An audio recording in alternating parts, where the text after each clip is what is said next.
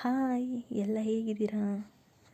ನಾನು ನಿಮ್ಮ ಭವ್ಯ ಸುರೇಶ್. ಇವತ್ತು ಆಫೀಸ್ ಮುಗಿಸ್ಕೊಂಡು ಬರಬೇಕಾದ್ರೇ ನಾವು ಅಂದ್ಕೊಂಡಿದ್ವಿ ಮನೇಲೆಲ್ಲ ತುಂಬ ಐಟಮ್ಸ್ ಖಾಲಿ ಆಗಿತ್ತು.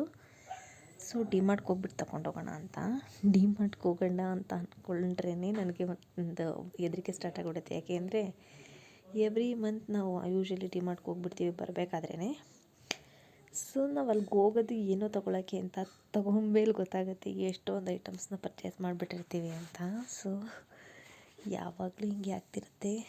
ಸರಿ ಆಯಿತು, ಅದ್ರಲ್ಲಿ ನಮ್ಮ ಮಕ್ಕಳು ಕರ್ಕೊಂಡು ಹೋಗ್ಬಿಟ್ರಂತೂ ಆಗೋದೇ ಇಲ್ಲ. ಅವ್ರು ಅದು ಇದು ಅಂತ ನೋಡ್ತಾ ಇರ್ತಾರೆ. ಸೊ ಇವಾಗ ಏನೇನು ಬೇಕು ಅಂತ ನೋಡಿಕೊಂಡು ಒಂದೊಂದೇ ಐಟಮ್ಸ್ ತೊಗೊತಾ ಇದ್ವಿ. ನಮ್ಮ ಮನೆಯವ್ರು ಅಂದರು ಹೆವಿಯಾಗಿ ತೊಗೊಂಡ್ರೆ ಕ್ಯಾರಿ ಮಾಡೋಕ್ಕಾಗಲ್ಲ, ಆಲ್ರೆಡಿ ನಮ್ಮದು 2 ಬ್ಯಾಗ್ ಇದೆ. ಸೊ ವೆಜಿಟೇಬಲ್ಸ್ ಬರೀ ತೊಗೊಬೇಕು, ನೋಡಿಕೊಂಡು ಐಟಮ್ನ ಸೆಲೆಕ್ಟ್ ಮಾಡ್ಕೊ ಅಂತ. ಸೊ ಅದಕ್ಕೆ ಅಂತಲೇ ನೋಡ್ಕೊಂಡು ಸೆಲೆಕ್ಟ್ ಮಾಡಿಕೊಂಡೆ. ಯೂಶ್ವಲಾಗಿ ಮನೆಗೆ, ದೇವ್ರ ಮನೆಗೆ ಮತ್ತು ಗ್ರಾಸರೀಸ್ ಇದನ್ನು ತೊಗೋ, ನೆಕ್ಸ್ಟ್ ಡೇ ಬಂತು ಅಂದಾಗ ಬೇರೆದೇನೋ ತೊಗೊಳ್ಳೋಣ ಅಂತ. ಆದರೂ ನಾನು ಸುಮ್ಮನೆ ಇರಬೇಕಲ್ಲ, ನೋಡ್ತಾ ನನಗೆ ಬೇಕು ಅಂದಿದ್ದು. ಸ್ವಲ್ಪ ಎಷ್ಟೇ ತೊಗೊಂಡಿದ್ರು ಕೂಡ ನಮ್ಮ ಮನೆಯವ್ರು ಹೇಳ್ತಿರ್ತಾರೆ ಕಿಚನ್ನರಿ ಐಟಮ್ಸ್ ತೊಗೊಬೇಡ, ಮನೇಲಿರೋದನ್ನೇ ತೊಳಿಯೋದಕ್ಕಾಗ್ತಿಲ್ಲ ಅಂತ. ಸೊ ಆದರೂ ನೋಡ್ತಾ ನನಗೆ ಯಾವುದೋ ಒಂದು ಬಾಟಲ್ ಇಷ್ಟ ಆಯಿತು. ಸೊ ಅದನ್ನು ತೊಗೊಂಡೆ. ಸರಿ ಅಂತ ರಿಟರ್ನ್ ಮನೆಗೆ ಬಂದ್ವಿ. ಇವತ್ತೊಂದು ದಿನ ಸ್ಟ್ರೆಸ್ಸಾಗೇ ಇತ್ತು. ಸೊ ನೆಕ್ಸ್ಟ್ ಡೇ ಬೇಗನೆ ಪೂಜೆ ಮಾಡಬೇಕಿತ್ತು, ಧನುರ್ಮಾಸ ಇತ್ತಲ್ಲ. ಸೊ ನಾವು ಮಾಡ್ತೀವಿ ಯೂಶ್ವಲಿ. ಇವತ್ತು ಅಂದ್ಕೊಂಡಿದ್ವಿ ಅಂದರೆ ಪೂಜೆ ಮಾಡಿಕೊಂಡು ದೇವಸ್ಥಾನಕ್ಕೆ ಹೋಗ್ಬಿಟ್ಟು ಪೂಜೆ ಮಾಡಿಕೊಂಡು ಹಾಗೇ ಮೆಡಿಕಲ್ ಚೆಕಪ್ ಮಾಡಿಸೋಣ ಅಂತ. ಯೂಶ್ವಲಿ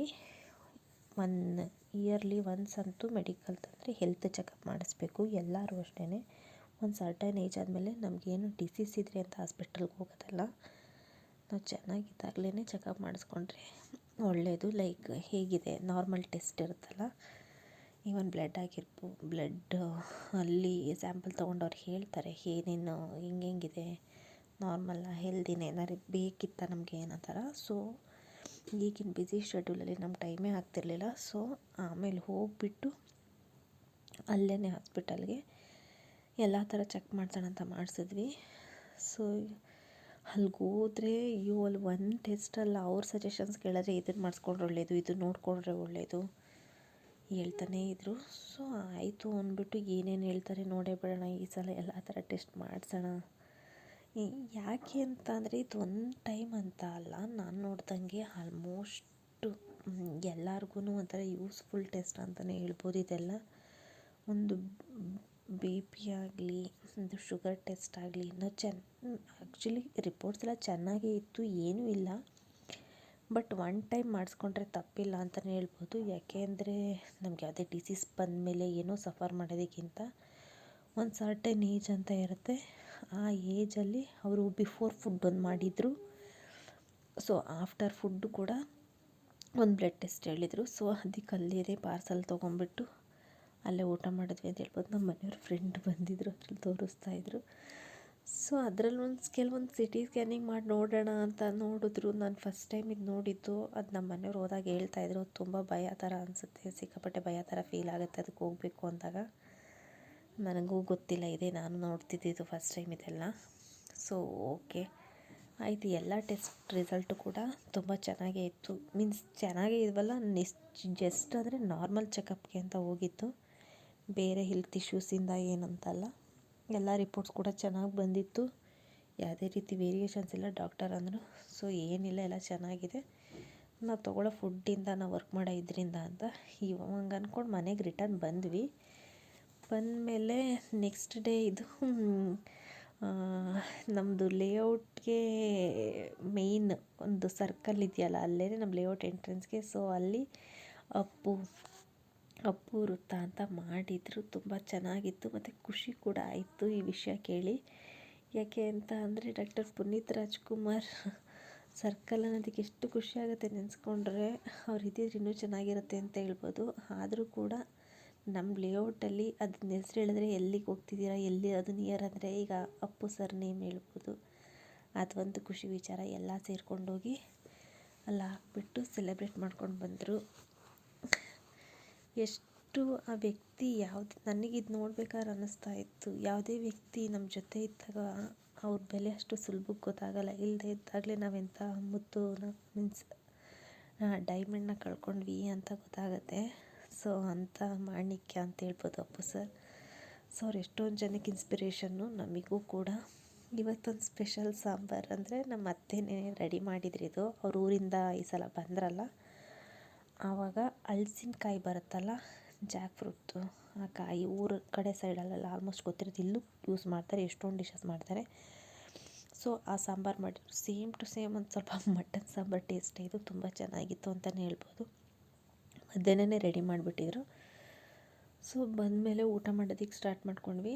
ಅವರೇ ಮಾಡಿದ್ರು ಇವತ್ತು ಅಡುಗೆ ಎಲ್ಲ ಮಧ್ಯಾಹ್ನಕ್ಕೆ ಅಂತಲೇ.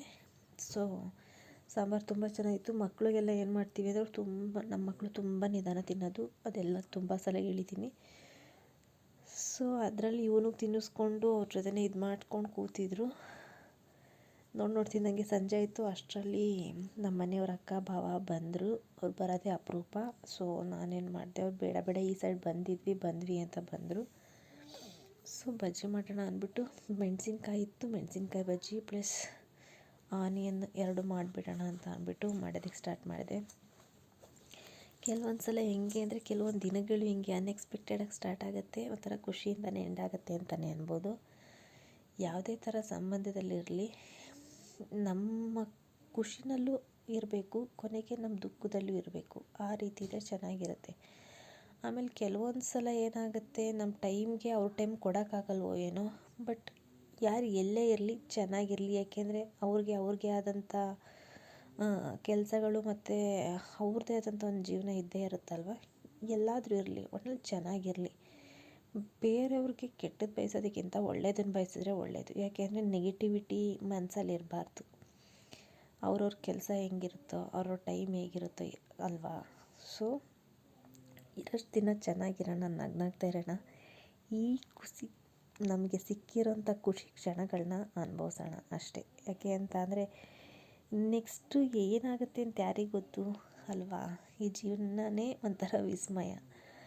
ಇಲ್ಲಿ ಇವಾಗಿದ್ದವ್ರು ನಾಳೆ ಇರಲ್ಲ, ಅಥವಾ ಈಗಲೇ ಇರಲ್ಲ. ಸೊ ಇರೋ ಕ್ಷಣನ ಅನುಭವಿಸ್ಬೇಕು. ನಿನ್ನೆ ಏನಾಯಿತು, ಏನಾಗಿತ್ತು ಅದನ್ನೆಲ್ಲ ಬಿಟ್ಬಿಡ್ಬೇಕು. ಫಾಸ್ಟ್ ಈಸ್ ಫಾಸ್ಟ್ ಅಲ್ವಾ. ನಿನ್ನೆ ಏನಾಯಿತು ಅಂತ ಯೋಚನೆ ಮಾಡ್ಕೊಂಡು ಕೂತ್ಕೊಂಡ್ರೆ ಇವತ್ತಿನ ಕ್ಷಣನ, ಈಗಿನ ಸುಖನ ಕಳ್ಕೊಬೇಕಾಗತ್ತೆ. ನಾಳೆ ಏನಾಯಿತು ಅಂತಲೂ ಯೋಚನೆ ಮಾಡ್ತಾನೆ ಚೆನ್ನಾಗಿರ್ಬೇಕು ಇರೋಷ್ಟು ದಿನ. ಸೊ ನಮಗೂ ಅಷ್ಟೇ ಇವತ್ತು ಬಂದಿದ್ದು ತುಂಬಾ ಖುಷಿ ಇತ್ತು. ಇವರು ಎಷ್ಟೊಂದು ದಿನ ಆಗಿತ್ತಲ್ಲ ಮಾತಾಡಿ, ಹಾಗೆ ಅಕ್ಕ ತಮ್ಮ ಭಾವ ಎಲ್ಲ ಮಾತಾಡ್ತಿರೋ ಅಷ್ಟರಲ್ಲಿ ನನ್ನ ಮಗ ಏನೋ ಕೆಲವೊಂದು ತೊಗೊಬಂದು ತೋರಿಸ್ಕೊಂಡು ದೊಡ್ಡ ಬಿಲ್ಡಪ್ ಕೊಡ್ತಾಯಿದ್ದಾರೆ ನಮ್ಮ ಚಿನ್ನಪ್ಪಿ. ಅಷ್ಟರಲ್ಲಿ ರಾಜ್ಕುಮಾರ್ ಸರ್ ಮೂವಿ ಬೇರೆ ಬರ್ತಾಯಿತ್ತು, ತುಂಬ ಚೆನ್ನಾಗಿತ್ತು ಅದು. ಕವಿರತ್ನ ಕಾಳಿದಾಸ ಇವರೇ ಹಾಕಿದ್ರು ಅನಿಸುತ್ತೆ, ವೈಫೈ ಕನೆಕ್ಟ್ ಮಾಡಿಬಿಟ್ಟು. ನಮ್ಮ ಅತ್ತೆಗೆ ಈ ಥರದ್ದೆಲ್ಲ ಮೂವೀಸ್ ತುಂಬ ಇಷ್ಟ ಆಗುತ್ತೆ ಅಂತ ಅಂದ್ಬಿಟ್ಟು ಆಲ್ಮೋಸ್ಟ್ ಆಗ್ತಾ ಇರ್ತೀವಿ. ಈ ಥರದ್ದವ್ರಿಗೆ ಖುಷಿ ಇರುತ್ತೆ. ಯಾಕೆಂದರೆ ಈಗಿನ ಮೂವೀಸ್ಗಿಂತ ಹಳೆ ಮೂವೀಸೇ ಚೆನ್ನಾಗಿರುತ್ತಲ್ವ.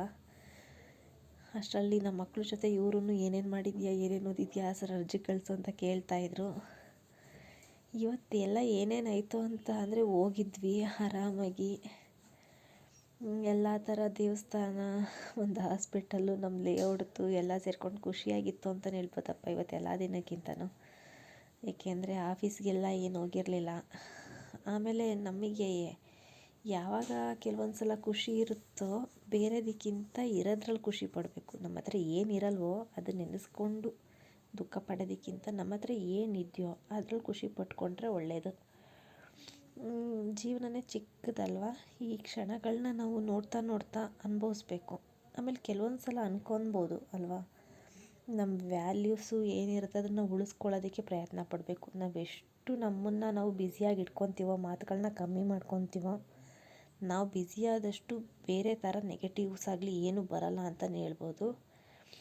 ನಾನು ಸರಿ ಬಜ್ಜಿನೂ ಅಷ್ಟೇ ಒಂದಾದಮೇಲೆ ಒಂದು ಆನಿಯನ್ದು ಸ್ವಲ್ಪ, ಮೆಣಸಿನ್ಕಾಯಿ ಬಜ್ಜಿ ಸ್ವಲ್ಪ, ಆಲೂಗಡ್ಡೆ ಸ್ವಲ್ಪ, ಹೀಗೆ ಸ್ವಲ್ಪ ಮಾಡಿ ಕೊಡ್ತಾಯಿದ್ದೆ.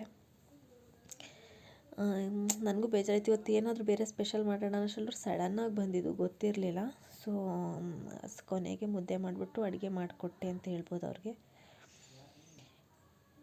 ಅವರು ಬಂದಾಗೆಲ್ಲ ಇದೇ ಬೇಕು ಅದೇ ಬೇಕು ಅಂತ ಇದು ಮಾಡಲ್ಲ, ಅದೊಂದು ಖುಷಿ. ಕೆಲವ್ರದ್ದು ಡಿಮ್ಯಾಂಡ್ಸ್ ಇರುತ್ತಲ್ವ, ಈ ಥರ ಏನಿರಲ್ಲ. ಅವ್ರು ನಮ್ಮ ಮನೇಲಿ ಇರಲಿ ಏನಿಲ್ಲದೆ ಇರಲಿ, ನಾವು ಹೆಂಗಿರಲಿ ಖುಷಿಯಾಗಿ ಬಂದ್ಬಿಟ್ಟು ಹೋಗ್ತಾರೆ. ಅದೊಂದು ನಮಗೆ ತುಂಬಾ ಖುಷಿ. ಇವತ್ತಿನ ದಿನ ಚೆನ್ನಾಗಾಯಿತು ಅಂತಲೇ ಹೇಳ್ಬೋದು. ಎಲ್ಲ ಒಂಥರ ಗುಡ್ ವೈಬ್ಸ್ ಅಂತಾರಲ್ಲ ಹಾಗೆ ಬಂದೋಯ್ತು. ನಮ್ಮ ಮಕ್ಕಳು ನೆಕ್ಸ್ಟ್ ಡೇ ಸ್ಕೂಲ್ಗೆಲ್ಲ ಏನೇನು ಬೇಕು ಬುಕ್ಸು ಸೆಗ್ರಿಗೇಟ್ ಮಾಡಿ ನೋಡ್ಕೊಳ್ಳಿ ಅಂತ ಹೇಳಿದ್ದೆ, ಮಾಡ್ಕೊತಾ ಇದ್ರು. Okay bye, good night.